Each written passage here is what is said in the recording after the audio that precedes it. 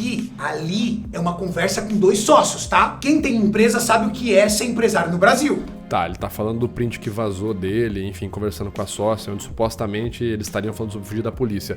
Vale dizer o seguinte, pessoal, o Renato Cariani faz isso várias vezes no vídeo. Ele fala, olha, quem é empresário sabe como é que é. Então ele clama que um determinado grupo de pessoas, que seria o que? Empresários brasileiros, quem são empresários, isso seria um argumento para validar a tese do que ele tá falando. É um argumentum ad populum, né? Eu clamo um determinado grupo de pessoas, invoco esse determinado grupo na minha argumentação como se a existência desse grupo de pessoas validasse aquilo que eu estou dizendo. Nesse caso, não dá para dizer que é completamente uma falácia, porque o Renato usa outros argumentos para validar o que ele está falando. Presta atenção comigo aqui, fica comigo até o final do vídeo. Se liga, se liga. Fala aí pessoal, beleza? Aqui quem fala é o Vitor Santos, eu sou especialista em comunicação e comportamento não verbal e você está no canal Metaforando, o maior canal de linguagem corporal do mundo. Hoje nós vamos ver então finalmente o esclarecimento de Renato Cariani. O que ele tem a dizer sobre as acusações que está recebendo, mas especificamente como que ele se posiciona em relação a essa investigação da Polícia Federal, onde ele é alvo, né, ele e os outros sócios dele, uma investigação associada ao tráfico de drogas, produção de notas fraudulentas, enfim, vamos ver o que o Renato Cariani tem a dizer. Como sempre, eu peço que você que está vendo esse vídeo, use esse vídeo como fonte de estudo do comportamento, dos sinais corporais, para entender o que as pessoas estão sentindo, na forma que elas se comunicam, na forma que elas falam, e não um vídeo para atacar qualquer pessoa que seja. Então eu peço que você respeite qualquer pessoa comentada aqui nesse vídeo. Dito isso, vamos lá. Aqui, sabe por quê? Porque quanto mais eu abro a internet, quanto mais eu vejo as notícias, mais indignado eu fico. Ontem eu tive acesso aos autos do processo. Tá, então ele vai falar que ele tá vindo aqui falar sobre o caso porque ele tá indignado, né?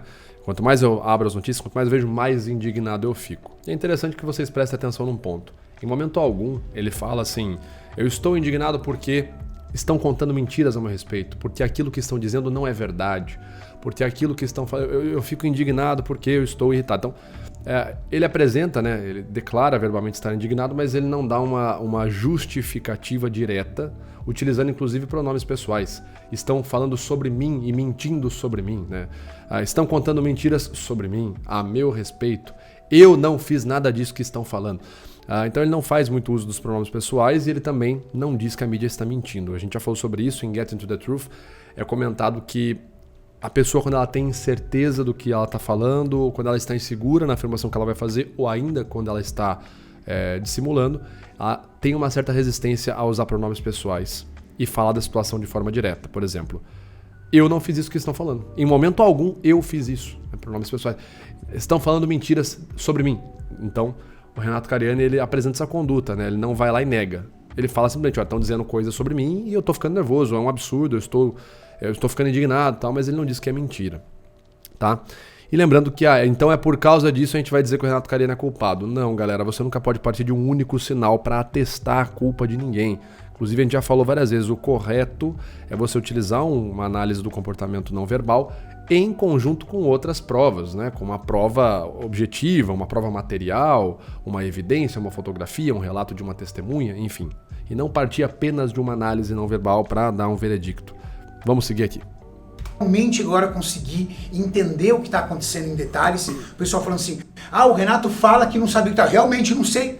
Ué, me aparece a polícia na minha casa para cumprir um mandado de busca e apreensão e não me permite ter autos do processo. Realmente eu não tenho o que saber. O que eu estava sabendo através da mídia. Agora eu tive acesso aos autos e fiz ali uma leitura. Bom, a primeira coisa que se mantém são os gestos do Renato Cariani, a gente já falou, né? Ele manteve os gestos desde o primeiro vídeo que ele postou no canal dele.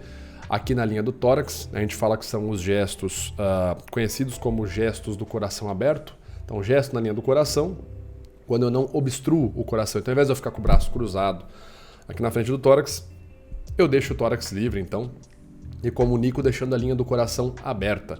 É um tipo de gesto em comunicação não verbal que telegrafa a mensagem de confiança, de autoridade, que eu não tenho nada a esconder, né? Ele pode ter sido instruído a fazer isso, a falar dessa forma, a se comunicar dessa forma, ou ele pode de fato estar se sentindo muito seguro, ok? Vamos avançar aí. Leitura preliminar, e eu vim aqui, sabe por quê? Só para mostrar para vocês algumas das notícias que vem veiculando. Aqui é interessante quando ele vai falar assim, eu vim aqui só para mostrar para vocês algumas das notícias que vem veiculando. Algumas. Aqui a gente consegue ver na cara dele uma microexpressão de felicidade genuína. Ele começa a falar, vem aqui falar para vocês algumas, e ele faz um sorriso. Ele vai falar das notícias, né, que enfim, dando a entender que as notícias não têm crédito naquilo que elas estão clamando, e ele demonstra uma microexpressão de felicidade. Talvez ele tenha reconhecimento, ele saiba que é fácil para ele refutar o que algumas notícias estão dizendo. Tanto que a estratégia que ele vai adotar nesse vídeo é focar majoritariamente em falar das notícias. Então ele vai entrar em umas 3, 4 notícias e vai falar, essa notícia aqui, ela está equivocada, ou ela está induzindo ao erro, ou ela está mentindo, etc e tal. Então talvez essa felicidade que a gente vê aqui agora seja numa segurança dele. Olha, eu sei que essas matérias que eu selecionei, eu consigo refutar. Então agora eu vou começar a mostrar como que essas matérias estão equivocadas. Vale um grande alerta. Ele vai entrar agora aqui e vai focar em falar dessas matérias, dessas notícias. Tanto que o título do vídeo, se vocês prestarem atenção aí, é Esclarecendo as principais notícias veiculadas na mídia. O que eu quero que vocês prestem atenção a isso? Ele não está direcionando para entrar no mérito e falar da investigação. Ele não vai virar e falar assim, olha pessoal, as matérias são essas, matéria A está errada, a matéria B está equivocada, a matéria C é uma fake news. E a investigação que diz o seguinte, na investigação fala isso, vou falar a verdade, a investigação... Não, ele foca apenas nas notícias. A gente pode dizer que isso é uma estratégia de alteração de foco, né? Uma estratégia retórica de alteração de foco. Seria muito problemático para ele, por inúmeros motivos, até mesmo por questões jurídicas, vir a público e falar sobre a investigação, né? Entrar no mérito de falar o que ele sabia, o que ele não sabia, se ele tem provas, se ele não tem provas, quais são essas provas a favor dele, etc. Seria problemático para ele. Então ele tira o foco. Você veio aqui para... A gente está indo atrás da situação, porque a gente está vendo que o Renato Cariani está sendo investigado. Então ele atrai você por meio desse tema, investigação do Renato Cariani, mas ele muda o foco, não vamos falar das notícias. E aí ele vai refutar notícia por notícia, ele vai mostrar pontos ali onde essas notícias estão equivocadas. Ele não entra no mérito de falar da investigação em si, tá certo?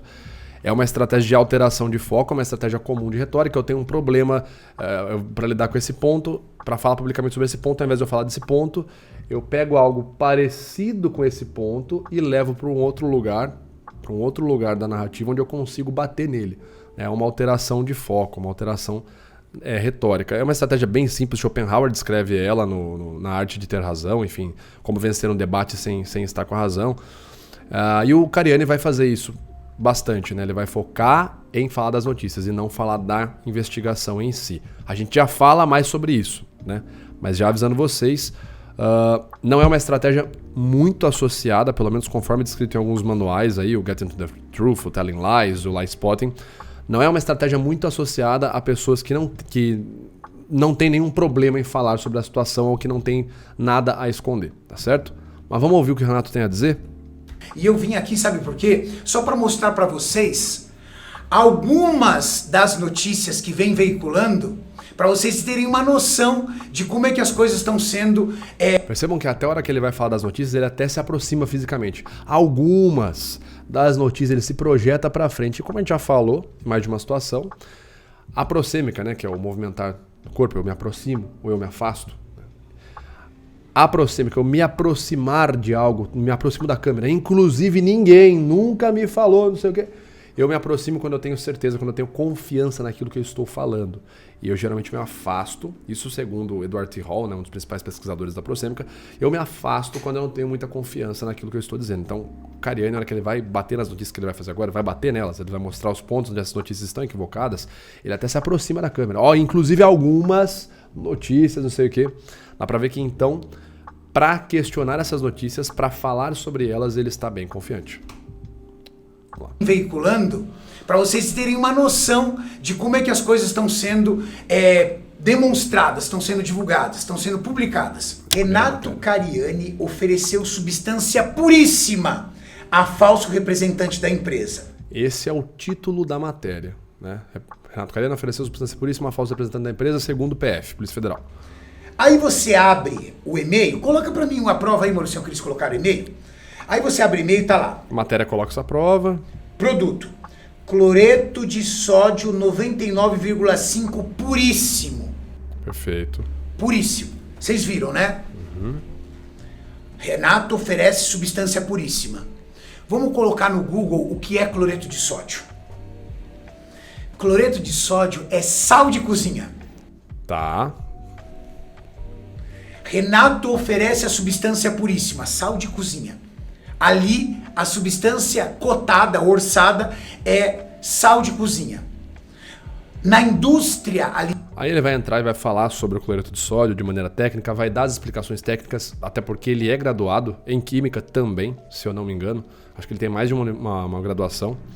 Então ele vai dar as explicações e ele vai para a parte final da matéria, né, falando dessa matéria, dando a entender que a matéria, com o título, com a forma que fez o título, insinuava algo de negativo sobre o Renato Cariani que pudesse estar associado ao tráfico de drogas. E lembrando, meus amigos, dia 18 de dezembro você vai aprender como utilizar a linguagem corporal, análise dos sinais não verbais das pessoas ao seu redor e os conhecimentos de retórica para fazer exatamente como eu faço, analisar qualquer pessoa, se comunicar de uma forma gerar autoridade, assim que você se comunica, e ser capaz de convencer qualquer pessoa muito rápido, tá certo? As técnicas que eu utilizo e que eu utilizei para chegar até onde eu cheguei, enfim, para o meu sucesso, para a minha imagem, eu vou explicar todas elas no dia 18 de dezembro na nossa aula magna chamada O Orador Persuasivo.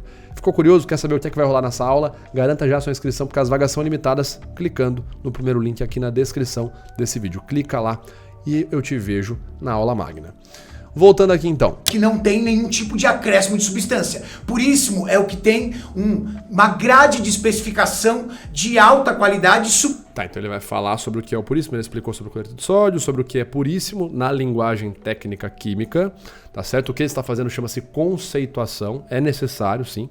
Quando você é acusado de algo é necessário você conceituar aquilo que estão acusando, porque às vezes uma mesma palavra, dependendo de onde ela está sendo utilizada, ela tem um conceito diferente, né? Se eu estou dizendo sobre um traficante e eu falo, o traficante lá ofereceu uma puríssima. Nessa frase, puríssima entra com um outro conceito, a compreensão que você vai ter quando você ouve ou lê, enfim, a palavra puríssima nessa construção de frase, né? Um traficante falando para o outro, ela tem um conceito e quando é um técnico graduado em química falando puríssimo num laudo de cotação de produto, a conceituação é outra, entendeu? É tipo alguém virar pra você e falar assim, eu tô morrendo. Essa frase por si só, ela precisa de conceituação, porque dependendo de onde ela está, o significado dela é outro. Se eu chego em casa, depois de um treino da academia, morrendo, assim, um treino de esgrima, eu tô com fome, eu viro e falo assim, amor, tem janta? Porque, pelo amor de Deus, tô morrendo. Estou querendo dizer, né, o conceito ali é que eu estou com muita fome. Agora, se eu estou ali no asfalto, depois de ter sido baleado, e eu falo pra minha esposa, amor, liga pra polícia, liga pra ambulância que eu estou morrendo. Ali eu de fato estou morrendo, estou perdendo a minha vida. Então, é necessário fazer a conceituação quando você é acusado, criticado, que é o que o Cariani está fazendo aqui, né? Está fazendo a conceituação. Mas onde que ele vai chegar com isso, né?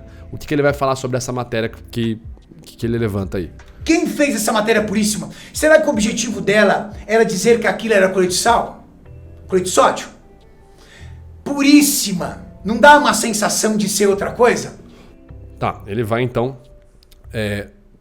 deixar aí subentendido pra gente que a pessoa que fez essa matéria sobre o Renato Cariani e colocou na mesma headline Renato Cariani e a palavra puríssimo, nesse momento atual, nesse contexto atual, onde o Renato está sendo investigado numa operação sobre tráfico de drogas, essa pessoa que fez essa matéria estaria, de certa forma, querendo insinuar que o Renato Cariani já tem uma relação ali com a droga, né, com o tráfico de drogas, e existe até uma prova, olha só, um e-mail comprovando que o Renato ofereceu uma coisa puríssima, né? Enfim, nesse ponto, sobre o que o Renato está dizendo, existe uma grande concordância da minha parte também, porque a mídia, num geral, ela vai, claro que dependendo da pauta, dependendo do interesse de um jornal, a gente sabe que os jornais eles têm interesses políticos, obviamente, eles podem sim criar um layout, uma sequência de imagem e texto que vai gerar uma interpretação negativa, ou que vai gerar uma interpretação que descredibilize a figura da pessoa que está aparecendo naquela matéria, como é o caso do Cariani, né? Na semana onde o cara está sendo investigado uma das empresas dele sobre tráfico de drogas e a pessoa me solta uma nota. Olha, uma evidência, um e-mail onde Renato Cariani oferece uma coisa puríssima. Da forma que a matéria foi feita, a headline aparentemente chama a atenção por esse ponto. Ela quer chocar, ela quer trazer o público ali. Eu não li a matéria, não sei se a matéria contextualiza e diz, mas era só cloreto de sódio, não era sal de cozinha, não era nada demais, etc e tal. Mas nesse ponto eu concordo com o Cariani, sim. Existe uma grande narrativa. Essa narrativa ela vai ser de um jeito, dependendo de um jornal, dependendo de um tipo de influencer, e ela vai ser de outro, dependendo de outra pessoa, de outro jornal que está contando a história. Então, nisso eu concordo com o Cariani, sim.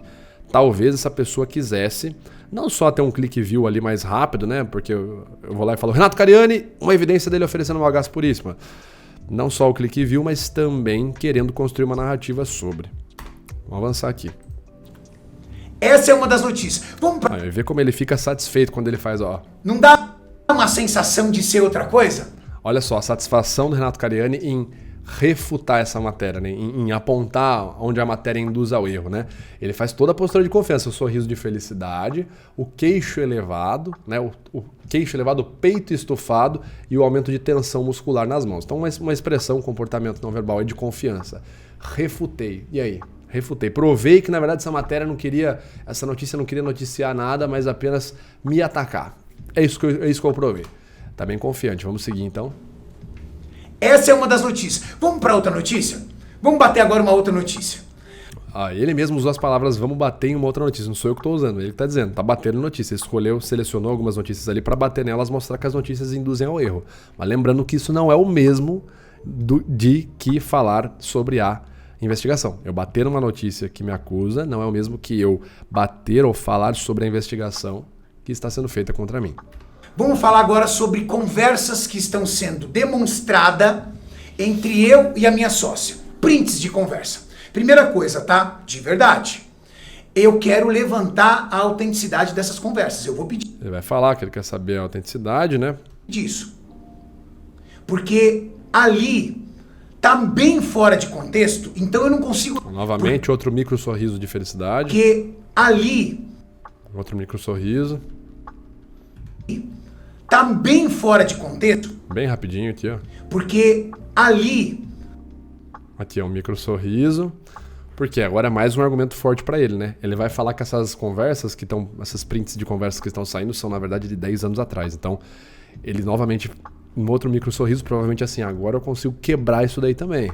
Tá bem fora de contexto, então eu não consigo nem identificar. Mas eu vou supor, porque fazem 10 anos, né? Essa conversa é de 2014. Mês que vem a gente é em 2014, fazem 10 anos, entendeu? De repente eu não tenho memória de elefante e de repente possa ter visto essa conversa. Uma coisa ele vai pegar o print ali agora pra gente, né? Uma coisa é uma conversa aonde eu tô falando pra você assim, precisamos fugir da polícia. E essa conversa ela sai hoje. Hoje, eu, Renato Cariani, vamos imaginar assim, estou sendo investigado. E aí hoje eu mando uma mensagem pra você que é interceptada que eu falo assim, vamos fugir da polícia. Essa mensagem enviada hoje pra minha sócia e divulgada hoje, ela tem um conceito e uma interpretação X. E eu dizer pra você, vamos fugir da polícia. Há 10 anos atrás, quando a investigação ainda não tinha sido deflagrada, ela tem um peso Y, né? Então o que o Renato Cariani vai clamar é isso, olha... As matérias de hoje em dia vão lá e fazem assim, matéria que saiu agora, essa semana. Renato Cariani já falava em fugir da polícia. E aí botam esse print aqui, vamos fugir da polícia. Só que não falam, não contextualizam que a matéria é de 2014. Né? E que a investigação, ela, se eu não me engano, os primeiros depósitos problemáticos, né, que chegam até a empresa do Cariani, acho que são de 2015, 2016, eu não vou lembrar o certo. Então, novamente, ele vai bater na tecla de que a mídia está não deturpando, né? Não está criando fatos novos, mas está criando uma narrativa induzindo ao erro, tá certo? É isso que ele vai bater. E aqui, novamente, faz sentido, né? Aqui a gente vê um sentido lógico, olha, eu falar que eu vou fugir da polícia hoje, que eu tô sendo investigado, e eu falar 10 anos atrás onde eu nem investigado era, obviamente são duas situações diferentes. Poderíamos trabalhar no feriado para arrumar de vez e fugir da polícia. Ninguém aqui tá fugindo da polícia. Ninguém trabalha de final de semana para fugir da polícia. Legal? O que está sendo claro aqui para mim, nesse texto, porque eu vou ver e entender isso fazem 10 anos, é que provavelmente na semana seguinte nós teríamos uma fiscalização, uma auditoria. Novamente, ele vai falar, nós teríamos uma fiscalização, olha, a sincronia entre a cabeça, movimento de cabeça, movimentos de braços e a aproximação corporal com a câmera. Então eu me aproximo, novamente a proxêmica, junto com a sincronia dos movimentos corporais, fazendo sim com a cabeça e com os braços. É uma sincronia aí de sinais, mais uma vez associados à segurança que ele está em falar sobre isso, né? Ele com certeza sente assim, olha, acredito, né? Tá fácil de bater nisso aqui. Tá fácil de bater nessa matéria que fizeram a meu respeito. E ele vai conceituar, vai dizer que na verdade o fugir da polícia é que ele ia ter uma fiscalização ambiental e eles queriam arrumar tudo para quando a polícia viesse, a polícia civil, né, o meio ambiente, que é quem realiza essa fiscalização ambiental, estivesse tudo nos conformes, a empresa estivesse nos conformes para eles poderem renovar a licença deles. Porque é uma empresa de produto químico, enfim. Então isso é o que ele vai falar, essa é a conceituação que ele vai explicar pra gente. Tá certo? Estação de efluentes, o corredor lateral e o estoque que ainda possui produtos vencidos. Então eu vou explicar. Primeira... Aí ele vai fazer uma conceituação de novo, vai falar o que é efluente, o que é corredor lateral da empresa, etc, etc, etc, etc e tal. Vai gastar um tempo para explicar isso daí. Novamente vai mostrar o lado técnico dele, não só como químico, mas como gestor da empresa, né? O técnico que conhece os processos, conhece os locais da empresa, etc e tal. Vai fazer uma explicação muito longa sobre qual é o processo da empresa, por que tem efluentes, por que tem um corredor lateral, enfim, vai entrar na conceituação técnica. Aqui, e vai gastar um tempo nisso aqui. Na auditoria, nós não tenhamos nenhum tipo de punição. Vai falar da auditoria, que vai ser a fiscalização, enfim. No mercado. E aí o resto da mensagem, desculpa, eu peço desculpa. Se esse print realmente é verídico, eu usei um termo totalmente inapropriado. Mas, gente... Ele fala assim, né, na mensagem lá, vamos arrumar as coisas aqui da empresa, etc e tal, para poder apresentar para esses vermes, deixar tudo certo para esses vermes, algo assim. E os vermes seriam a polícia, né? É uma conversa com dois sócios, é um desabafo. Quem é empresário sabe. E é aqui que eu queria bater também. Ele usa esse termo várias vezes, ele usou esse termo nos primeiros vídeos dele, nos stories que ele falou nas primeiras vezes sobre a situação. Quem é empresário sabe. Então ele está fazendo um argumento ad populum, né? O argumento ad populum é um tipo de argumento de autoridade quando eu clamo a autoridade para validar o que eu estou dizendo, invocando figuras ali na minha fala. Então, eu viro para você e falo assim, cara, toma tal remédio. É mesmo? Você acha que eu preciso tomar mesmo, Vitor? Toma tal remédio, sim, cara, toma tal. É mesmo? Mas por quê? Pô, cara, meu tio é médico. Os meus pais, eu venho de uma família de médicos, cara. Todo mundo da minha família é médico, todo mundo toma esse remédio. Toma um remédio aí que eu tô falando pra você. Então tá. Então eu estou fazendo um apelo à autoridade para validar que aquilo que eu estou te dizendo é a realidade, é verídico, é verdade, está correto, tá? Então essa espécie de argumento ad populum que ele tá usando. Eu invoco ali o grupo de pessoas, quem é empresário sabe, etc e tal. Para validar o quê?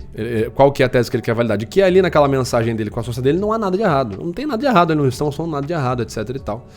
E aí ele vai validar que aquela mensagem não há nada de errado. Ele vai fazer as explicações, a conceituação do que é o PA, né, produto para análise, do que é o USP, que ele vai falar lá, United States Pharmacopeia, enfim. E aí no final ele vai falar, quem é empresário sabe. Então, não entra como uma falácia ad populum nesse caso, mas sim como um argumento ad populum, tá certo? Por quê? Ele tem outros elementos que ele usa para validar a ideia de que aquela conversa do WhatsApp, em teoria, não era uma conversa, não era nada demais, né? Mas isso é o que ele está dizendo. Eu quero que vocês prestem atenção no seguinte, o tanto de tempo que ele gastou até agora, 10 minutos, e ele explicou do corredor lateral, do efluente, do que é a sigla PA, do que é a sigla USP, do que é cloreto de sódio. Claro, ele está explicando e ele está mostrando que as matérias, isso aqui ele está deixando claro, que as matérias exageram ali e de certa forma pegam mais pesado com ele do que realmente aconteceu.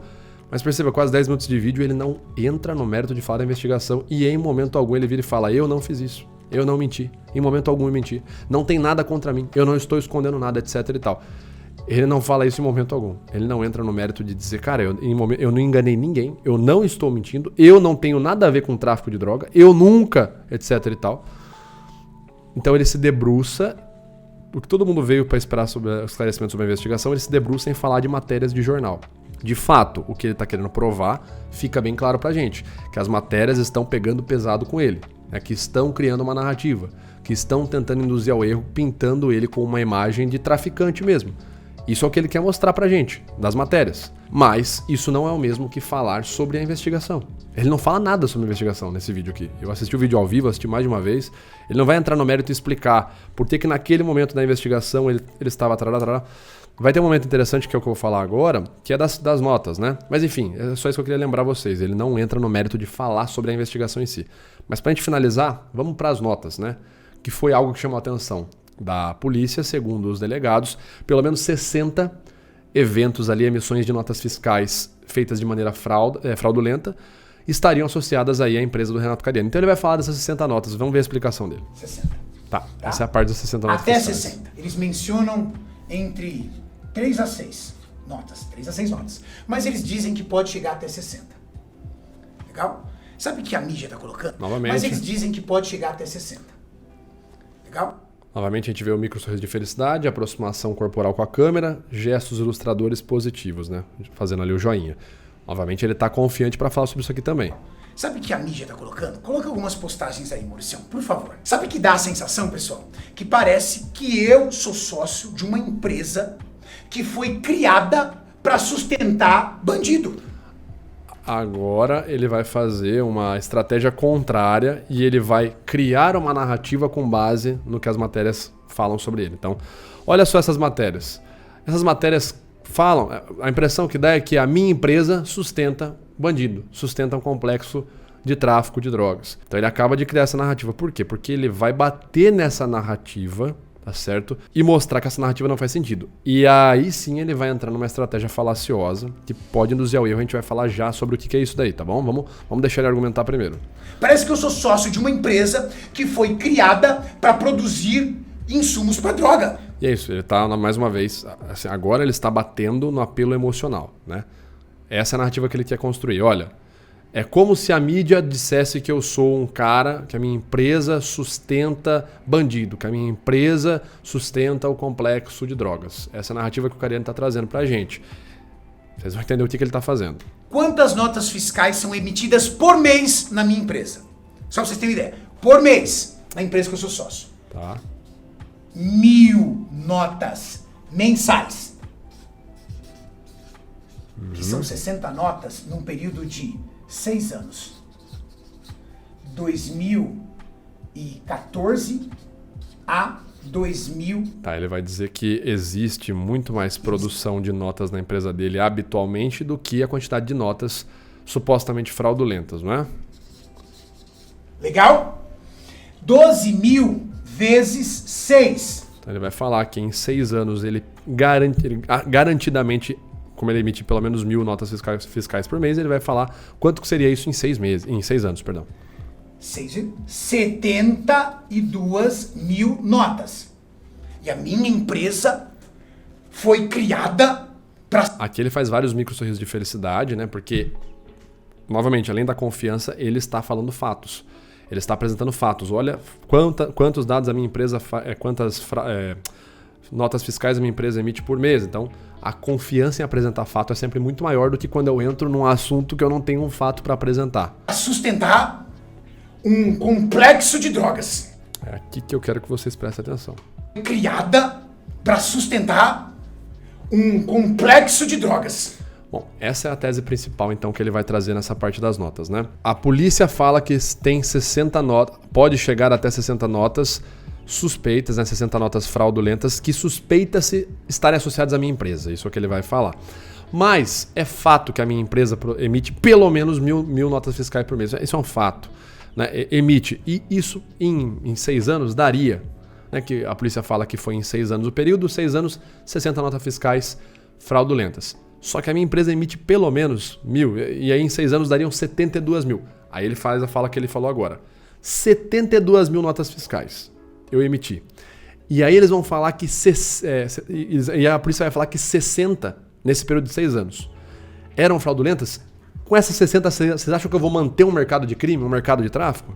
Criada para sustentar um complexo de drogas. Essa é a estratégia dele, então. O que ele está fazendo aqui é um argumento, é uma falácia do espantalho, né? A As notícias, obviamente, como ficou bem claro, as notícias pegam pesado sobre ele, aparentemente exageram mesmo, só que aí ele faz o contrário. Com base no que como ele vai lá e prova para vocês, se ele mostra que a notícia está pegando pesado, ele deixa claro o seguinte, olha, a imagem que criaram de mim é que eu sou o Walter White, né, um traficante. Como se eu sustentasse um mercado de drogas. E aí ele traz números factuais. Olha só, em 6 anos eu fiz 72 mil notas fiscais.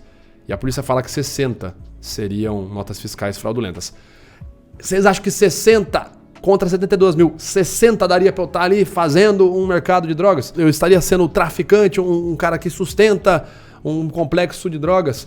Então ele estava criando um espantalho para bater nesse espantalho. Novamente, o que a mídia fala não é a investigação. O que o Renato está respondendo não é a investigação. O Renato está respondendo o espantalho que criaram dele, criando um espantalho também. Ele cria um espantalho de volta. A mídia vai lá e cria o espantalho de que Renato Cariani é o Gus Fring, tá ligado?